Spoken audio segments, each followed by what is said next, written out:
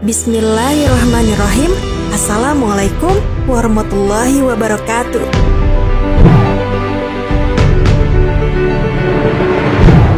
Sahabat Muslim, setiap Muslim wajib mengimani hari akhir atau hari kiamat. Bahkan hal itu merupakan rukun iman yang kelima. Di dalam hadis-hadis sahih diterangkan bahwa setelah dunia ini hancur, manusia yang ada di dalam kubur dibangkitkan kembali dan semua akan dikumpulkan oleh Allah di padang mahsyar. Siapkah kita menghadapi peristiwa tersebut? Lantas apa yang akan terjadi pada manusia saat berada di padang mahsyar?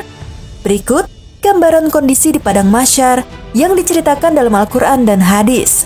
Simak terus video ini, namun sebelum lanjut ke videonya silahkan tekan tombol subscribe dan tombol lonceng di bawah ini sebagai bentuk dukungan kalian agar channel ini tetap terus menyebarkan informasi seputar Islam. Dan terima kasih untuk yang sudah subscribe.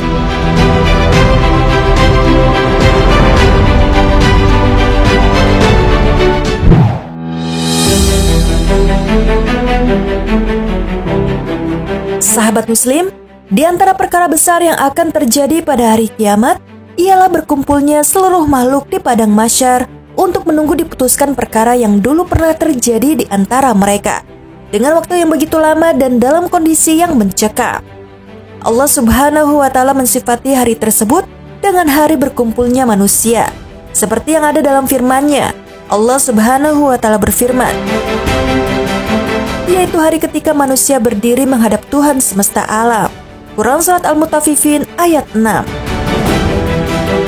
Sebelum peristiwa dikumpulkannya manusia di padang mahsyar, manusia akan dibangkitkan dari alam kubur. Hari itu disebut dengan Yaum Al-Bats, yaitu hari dibangkitkannya manusia dari alam kubur. Hari kebangkitan ditandai dengan tiupan sangkakala yang kedua, sesuai dengan firman Allah Subhanahu wa Ta'ala dalam Quran Surat Yasin ayat 51 sampai 52. Allah Subhanahu wa Ta'ala berfirman, lalu ditiuplah sangkakala, maka seketika itu mereka keluar dari kuburnya dalam keadaan hidup menuju kepada Tuhannya. Mereka berkata, celakalah kami, siapakah yang membangkitkan kami dari tempat tidur kami? Inilah yang dijanjikan Allah yang Maha Pengasih, dan benarlah Rasul-Rasulnya. Quran Surat Yasin ayat 51 sampai 52. Menurut Qurtubi dalam tafsirnya Jami' al-Ahkam, konteks ayat ini menerangkan bahwa proses tiupan ada dua. Tiupan pertama adalah untuk mematikan atau memusnahkan sebagaimana dalam surat Az-Zumar ayat 68. Allah Subhanahu wa Ta'ala berfirman, dan sangkakala pun ditiup, maka matilah semua makhluk yang di langit dan di bumi, kecuali mereka yang dikehendaki Allah. Kemudian ditiup sekali lagi sangkakala itu, maka seketika itu mereka bangun dari kuburnya, menunggu keputusan Allah. Quran Surat Az-Zumar ayat 68. Setelah semua manusia dibangkitkan dari alam kubur, mereka kemudian berkumpul di suatu tempat terbuka atau padang belantara untuk menunggu putusan dari Allah Subhanahu wa Ta'ala mengenai baik buruknya hasil dari amal perbuatannya masing-masing. Alam terbuka ini dikenal dengan nama padang mahsyar. Kondisi manusia pada waktu itu digambarkan oleh Rasulullah Sallallahu Alaihi Wasallam. Beliau bersabda, manusia akan dikumpulkan pada hari kiamat dalam keadaan tidak beralas kaki, tidak berpakaian, dan belum dikhitan. Hadis riwayat Muslim. Dalam hadis tersebut digambarkan bahwa manusia tatkala bertemu dengan Allah Subhanahu wa Ta'ala di padang mahsyar dalam keadaan tidak beralas kaki, tidak berpakaian, dan belum dikhitan. Meskipun demikian, akhirnya mereka diberi pakaian juga. Dan manusia yang pertama kali diberi pakaian adalah Nabi Ibrahim alaihissalam.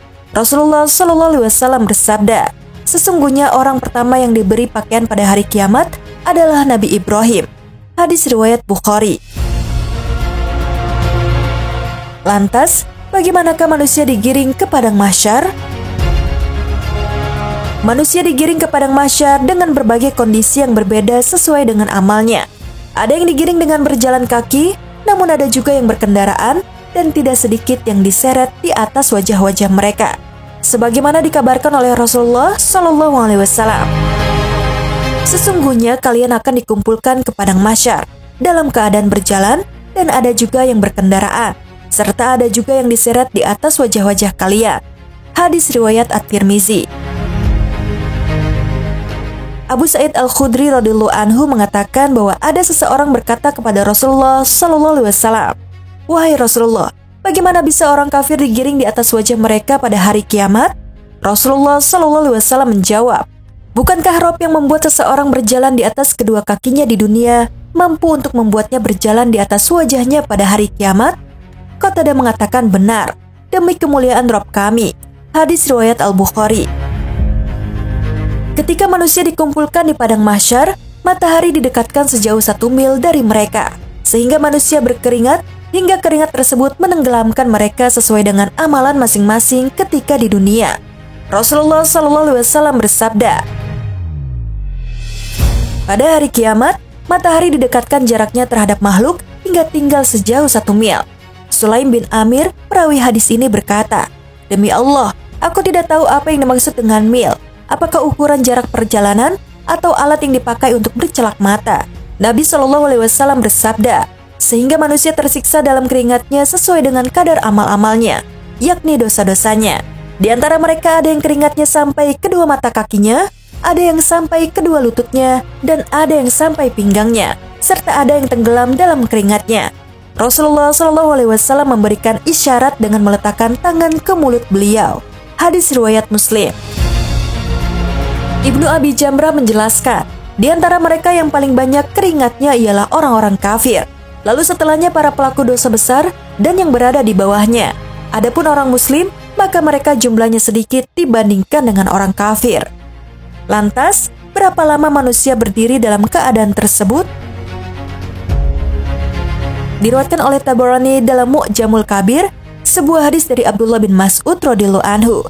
Dia berkata, Rasulullah SAW bersabda, "Allah akan mengumpulkan dari makhluk pertama hingga terakhir pada hari yang telah ditentukan. Mereka berdiri selama 40 tahun, seraya pandangannya tegak melihat ke langit, menunggu Allah untuk memutuskan perkara." Hadis riwayat At-Tabarani. Dalam hadis lain juga dijelaskan durasi zaman yang pada waktu itu disebutkan oleh Imam Muslim dari hadisnya Abu Hurairah radhiyallahu anhu. Beliau berkata, Rasulullah SAW bersabda, "Tidaklah seorang yang punya emas dan perak lalu tidak menunaikan hak keduanya, melainkan kelak pada hari kiamat akan diberikan padanya lempengan logam dari api neraka, lantas dicelupkan ke dalam neraka jahanam. Selanjutnya digosokkan pada tulang rusuk, kening, serta punggungnya. Dan tiap kali menjadi dingin maka dicelupkan lagi pada hari yang sama dengan 50.000 tahun. Itu terjadi hingga diputuskan perkara hamba. Maka dirinya sudah melihat jalannya, apakah ke surga atau ke neraka." Hadis riwayat Muslim.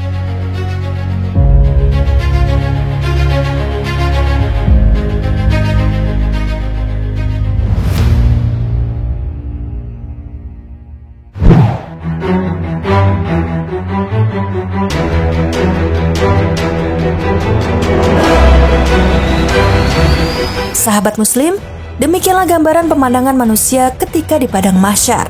Hari di mana seluruh manusia akan dikumpulkan di padang mahsyar dan akan diadili seadil-adilnya tanpa terkecuali. Hendaknya kita sebagai muslim memperbanyak bekal dengan amal soleh untuk mempersiapkan diri bertemu dengan Sang Pencipta, Allah Subhanahu wa Ta'ala. Semoga Allah Subhanahu wa Ta'ala memberikan hidayah, taufik dan pertolongannya kepada kita untuk menjadi bagian dari golongan orang-orang beriman. Amin ya rabbal alamin.